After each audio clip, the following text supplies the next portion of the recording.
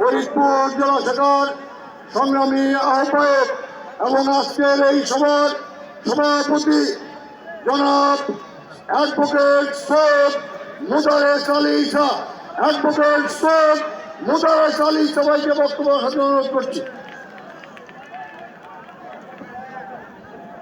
আজকে আমাদের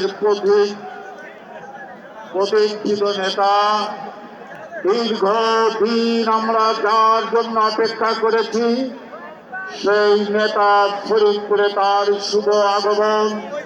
সেই প্রিয় নেতা আমাদের মঞ্চে আমাদের সকলের সাথে এখানে উপস্থিত রয়েছে বাংলাদেশ জাতীয়তাবাদী দলের ফরিদপুর, রাজবাড়ী, গোপালগঞ্জ, মাদারীপুর, শরীয়তপুরে জেলার সভাপতি, সাধারণ সম্পাদক এবং জাতীয় সংসদ পদপ্রার্থী বন্ধুরা, আসসালামু আলাইকুম। আজকে প্রিয় নেতার কাছে কথাটা বলতে চাই। আমি অ্যাডভোকেট ইসা ফরিদপুরের কনভেনর হিসাবে আমি 1977 সালে ফরিদপুরে প্রথম শহীদ রাষ্ট্রপতি জিয়াউর রহমান সাহেবকে ছাত্র নেতা হিসাবে সেদিন তাকে অভ্যর্থনার দায়িত্বে ছিলাম।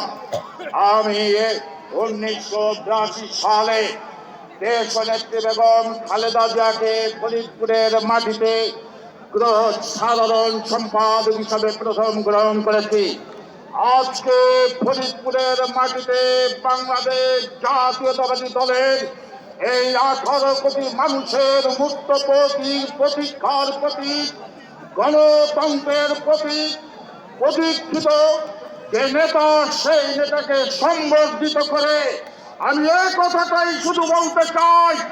আমার রাজনৈতিক জীবনে ফরিদপুরে মানুষ সেদিন জিয়াউর রহমান সাহেবকে যে অর্থে গ্রহণ করেছিল, এই ফরিদপুরের মাটি মানুষরা চেয়েছিল যে স্বাধীনতার ঘোষক বীর মুক্তিযোদ্ধার সাথে দেশ গড়বার জন্য আমরা আছি।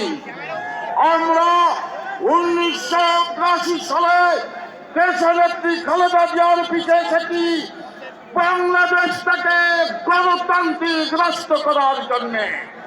আমরা দীর্ঘ 17 বছর আন্দোলন করেছি এই দেশে গণতন্ত্র পুনঃপ্রতিষ্ঠিত করা, অন্যায় অবিচার থেকে মুক্ত করে নতুন বাংলাদেশ গড়ার জন্য। আজ আমরা তারেক রহমান সাহেবকে আমরা সেই নেতা হিসাবে পেয়েছি। আমরা তাই ফরিদপুরের মানুষ আবারও তারেক রহমানকে সম্বর্ধিত করতে চাই। হৃদয়